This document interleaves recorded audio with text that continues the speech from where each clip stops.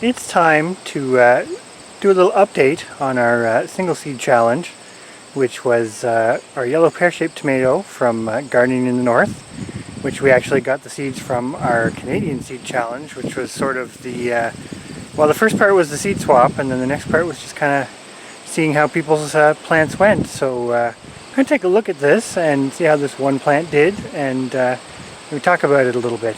Well, there it is. We kind of have this sort of tucked in a different spot of the garden, just to keep it, I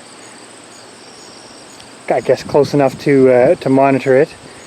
But it's doing pretty well. Now, we've had a lot of rain over the summer, which has been good, but we have had to continually water this particular plant, and I'm going to come in here a little bit closer. Even though it is in the pot, you can see the surface of that it's fairly dry. Now if I dig down, it's not nearly as dry as what it looks, and it's not in as sandy of soil as it looks, although it does well. The pot does not keep the moisture the way the plant would get in the ground.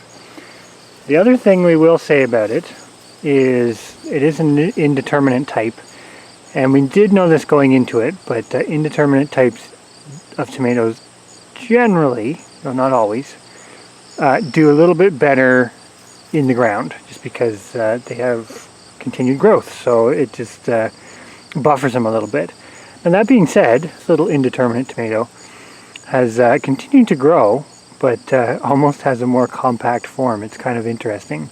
But the big plus here, of course, is the tomatoes. And although the plant, I'm not going to say is struggling, but is maybe not doing as well as it could be doing, it's still very productive. We've harvested a couple of times off this plant, and actually do like the taste of them. They're pretty good. Now I've got to take quite a few off of here, and I see a few of them have actually split, which is kind of interesting considering this pot doesn't stay super moist. But we're going to take them off and see what we come up with.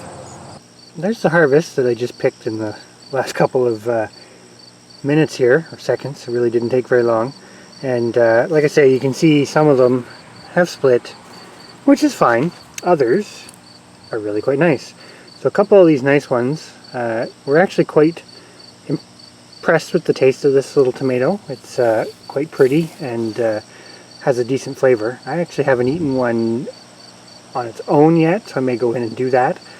But we've had them in some salads and stuff, and they add a nice color to the red tomato varieties that we have. I think we are going to keep going with growing this variety, which is the yellow pear-shaped tomato. They're pretty good.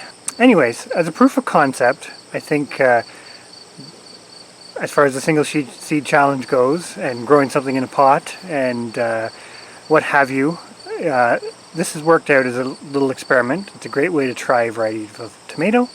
And it's not a terrible way to try new varieties of tomatoes, because you don't need a lot of individuals to save seeds from. So if you don't have a lot of space and you're thinking of trying a new type, this is a good way to potentially do it. That being said, I don't know if it's the best way to grow a tomato if you have the ability to grow it in the ground or a deeper raised bed. And I think it's just, no matter how much water you give it, it could always take more, I guess. So on our side of the fence, maybe we haven't looked after this plant as well as we could have, but we do, just because it is close to the house, we have been checking on it regularly, and it's always a delicate balance of how much water to give it versus has it had enough water. And as you can see with the splitting, it's where it's tough in the pot. But anyways, on that note, that's pretty much our update. We are pretty happy with this variety, so thank you Gardening in the North for sending us those seeds. And we'll see how we do with it next year, because we're probably, I won't confirm it, but we're probably going to add it to the roster for next year.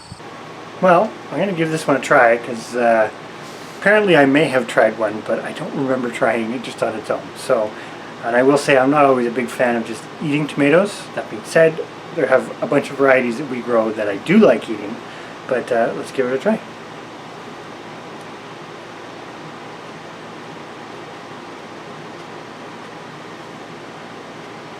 It's pretty good. It still has a tomato flavor, but it's definitely like fruity. I don't know, that would be the best way I would describe it. Now the question is, would you eat them on their own normally? I probably would. Because you're pretty picky. I probably would, actually. They're not as sweet as the gray sweet cherry tomatoes that we grow. But I also think they have a little less tomato flavor than that. So take that for what it's worth. But all in all, I don't think they're too bad of a variety. Well, if Chris will eat it raw, then it stays. Yep, I think we will keep it. So I've already put 5 aside for Seed saving. So pretty awesome.